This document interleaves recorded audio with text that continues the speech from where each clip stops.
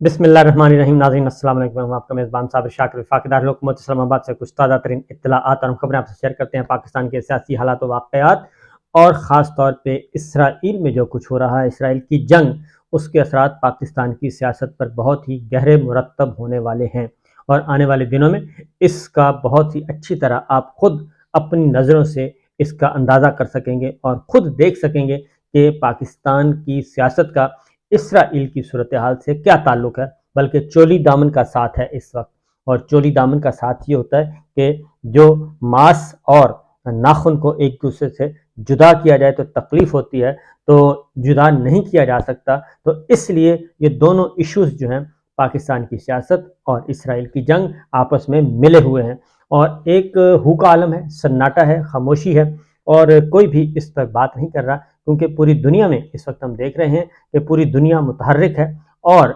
हर मुल्क जो है वो अपना अपना एक किरदार अदा कर रहा है। लेकिन पाकिस्तान इस बारे में खामोश है। उसकी वजह यह है कि पाकिस्तान के अपने हालात ही ऐसे हो चुके हैं कि पाकिस्तान अब पाकिस्तान की जो गवर्नमेंट है वो इस काबिल नहीं है कि वो कोई रोल अदा कर सके, क्योंकि निगरान हुकूमत है और निगरान हुकूमत का ताल्लुक आपको मालूम है कि निगरान हुकूमत की हैसियत उर्फ़ी वो नहीं होती जो कि होनी चाहिए, और जो मुंतखब हुकूमत की होती है वो ज़ाहिर है निगरान हुकूमत की नहीं हो सकती। हम क्या कर रहे हैं, बहुत बड़ी बड़ी राब्ते हो रहे हैं, हुक्मरान आपस में राब्ते कर रहे हैं। बरतानिया है, अमेरिका है, चाइना है, रशिया है, सऊदी अरब है, ईरान है, कतर है, यूएई है, मिस्र है, सब के सब मुतहर्रिक हुए हुए हैं। और उसकी वजह यह है कि एक ऐसी जंग छिड़ चुकी है जो कब ख़त्म होगी कुछ किसी को कुछ नहीं पता, और इंतहाई ख़तरनाक लड़ाई शुरू हो चुकी है और बड़ी बड़ी ताकतें उसमें मैदान में आ चुकी हैं। जुल्म व सितम भी हो रहा है और उस जुल्म व सितम के ख़िलाफ़ आवाज़ें भी उठाई जा रही हैं, लेकिन पाकिस्तान एक बिल्कुल सारी सूरत हाल से एक लाताल्लुक़ कहना चाहिए कि हुआ हुआ है। और एक और भी ख़बर है, चलें वो बाद में आगे जाके करते हैं डिस्कस। तो पाकिस्तान की इस वक्त क्या सूरत हाल है? पाकिस्तान इस वक्त उसी जो 17 महीने पहले जिस दलदल में पाकिस्तान फंसा हुआ है, उस दलदल में ही इस वक्त भी हम फंसे हुए हैं, और वो है कि अपोजिशन को, इमरान खान को, पाकिस्तान तहरीक इंसाफ को कैसे कुचला जाए और कैसे उसको ठिकाने लगाया जाए, ये है हमारा मतमय नज़र। बहुत सारी खबरें हैं और पिछले दिनों एक बहुत ज़्यादा एक कैंपेन चलाई गई, और वो थी कि इमरान खान साहब को दिल की तकलीफ़ है और इमरान खान साहब की तकलीफ़ बढ़ सकती है, और ये फैसल वाडा साहब ने ये सारी गुफ्तगू की और अचानक आके की। तो ज़ाहिर है उस सारी सूरत हाल के पेश नज़र पाकिस्तान तहरीक इंसाफ और ख़ास तौर पर इमरान खान और उनकी फैमिली, उनकी हमशीरगान जो हैं वो, उनकी अहलिया, उनके ज़रा कान थोड़े से खड़े हुए। अलार्मिंग सिचुएशन थी कि आखिर ये क्या वजह है। उनके डॉक्टर्स जो हैं, शौकत खानम हॉस्पिटल के जो डॉक्टर, उनके ज़ाती मुआलिज हैं, वो भी जिनके साथ वो बराह रास्त राब्ते में रहते हैं और जो वक्तन फ़वक्तन उनको लुक आफ्टर करते रहते हैं, उनका मुआयना करते रहते हैं, वो सब हैरान हुए कि इमरान खान को तो ऐसा कोई मसला ही नहीं है, और वो तो उनको दिल की तकलीफ़ तो बहुत दूर की बात है, उनको तो ब्लड प्रेशर वाला मसला भी नहीं है, उनको तो खांसी वाला मसला भी नहीं है, यानी कि छोटी छोटी बीमारी भी नहीं है। तो ये कैसे फैसल वाडा ने ये बात कह दी कि जनाब इमरान खान को दिल की तकलीफ़ है और तकलीफ़ बढ़ सकती है, और ये सब कुछ आखिर क्या था। उसके बाद फिर उनकी फैमिली ने,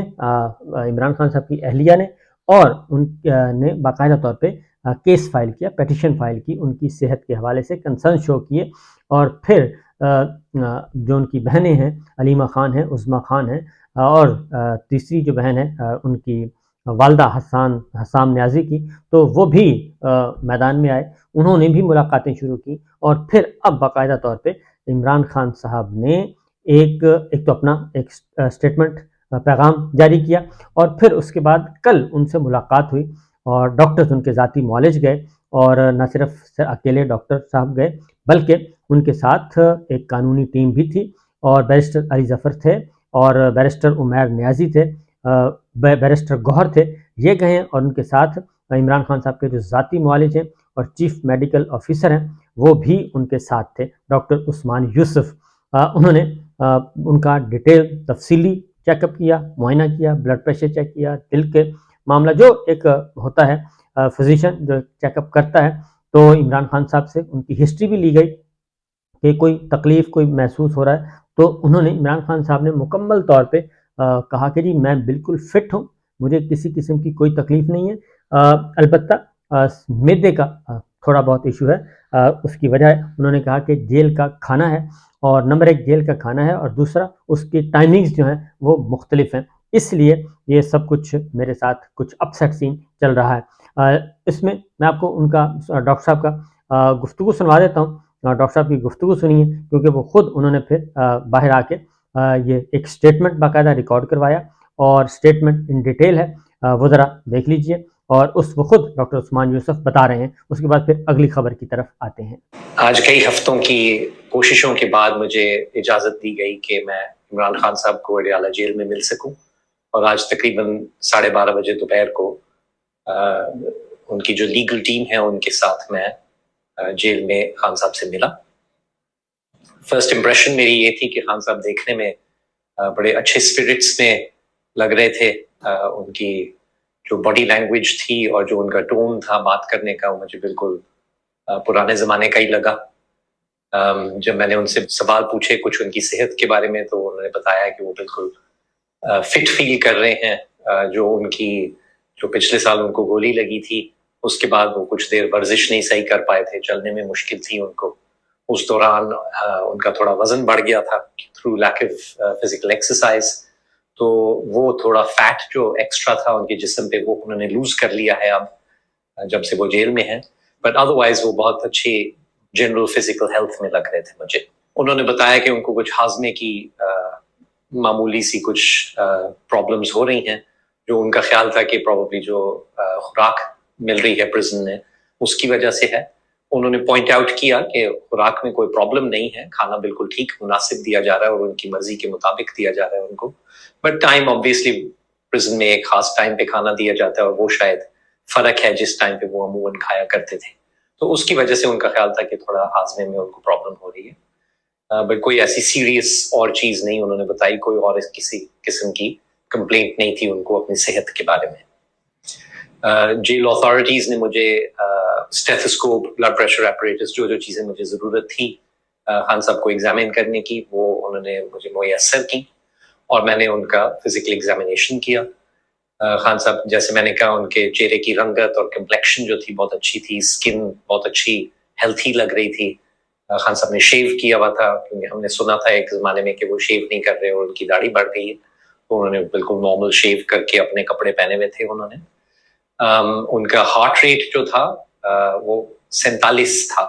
فی منٹ, 47 بیٹس پر منٹ, جو کہ جو نارمل ہے اس سے ذرا کم ہے. لیکن جو بھی لوگ ایتھلیٹک ہوتے ہیں, جو ایکسرسائز باقاعدگی سے کرتے ہیں, ورزش کرتے ہیں, اور خان صاحب نے تو ساری زندگی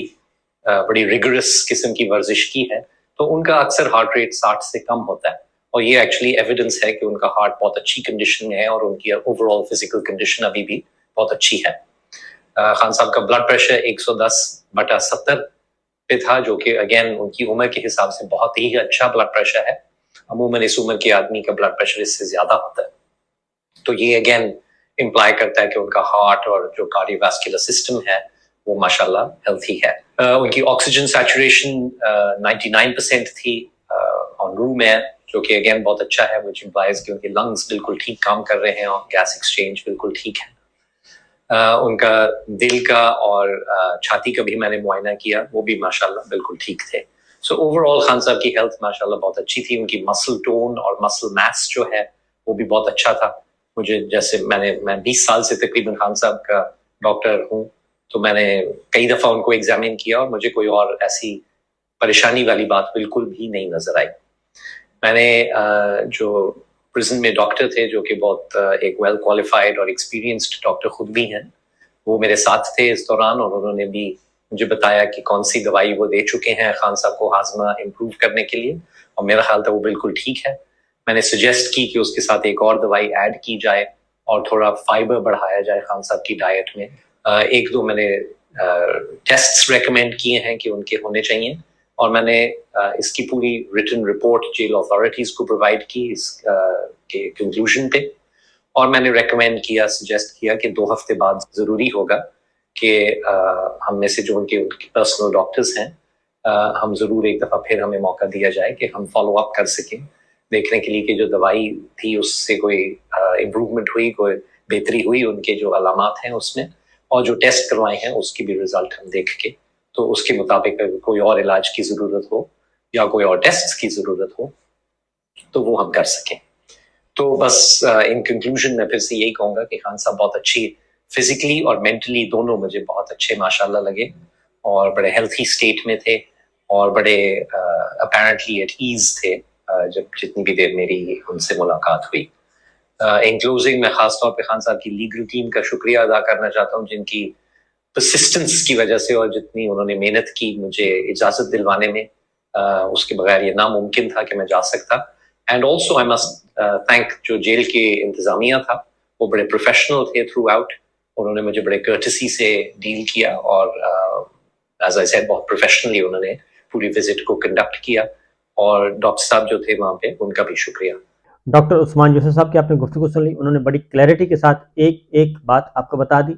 और यही असल में हकीकत है। और चूँकि ये बहुत ज़्यादा अफवाह साजी का चल रहा था और जब इस तरह की अफवाहें फैलाई जाएं तो इसका मतलब होता है कि कोई ना कुछ गड़बड़ है, खुदा ना खास्ता। तो मेरा ख्याल है कि इमरान खान साहब ने खुद भी अपनी बहन अलीमा खान के ज़रिए भी मैसेज कन्वे करवा दिया है और डॉक्टर उस्मान यूसुफ साहब ने भी अपना स्टेटमेंट, एक वीडियो स्टेटमेंट रिकॉर्ड करके बाकायदा तौर पे जारी किया, जिसके बाद हम समझ सकते हैं कि अब कोई ऐसी गड़बड़ शायद नहीं की जाएगी। लेकिन बहरहाल इमरान खान साहब इस वक्त बहुत बड़ा मसला बने हुए हैं उन लोगों के लिए, अपने मुखालफिन के लिए। अगर इमरान खान साहब बरकरार रहते हैं और वापस आते हैं इलेक्शन की सूरत में, इक़्तिदार में आते हैं, तो उनके लिए मसाइल जो हैं वो काफ़ी बढ़ जाएंगे और सबसे ज़्यादा जो मसला है वो सिर्फ एक जमात को है और वह मुस्लिम लीग नवाज़। उनके मफादात सबसे ज़्यादा हिट होंगे। मौलाना फजलुर रहमान साहब इसीलिए आजकल निकले हुए हैं कि किसी भी तरीके से इलेक्शन मुलतवी करवा दिए जाएँ और इलेक्शन ना होने पाए जनवरी में भी। तो एक और मसला, क्योंकि पीटीआई इस वक्त पीटीआई और सियासी मुखालफिन इस वक्त निगरान हुकूमत का भी सबसे बड़ा मसला वही बना हुआ है और शहबाज हुकूमत की ही एक्सटेंशन इस वक्त काकड़ हुकूमत है। आज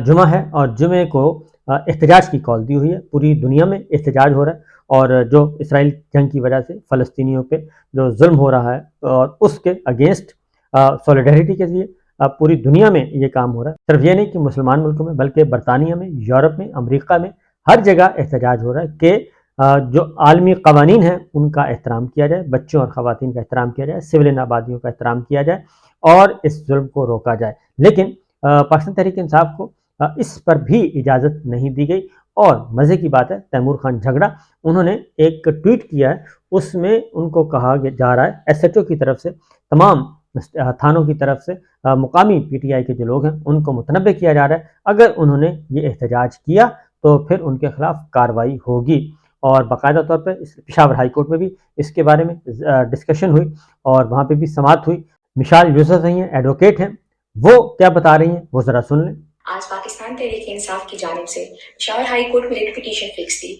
कि हमें तमाम सियासी पार्टियों की तरह सूबे में जलसे, जुलूस और रैलियों की इजाजत दी जाए।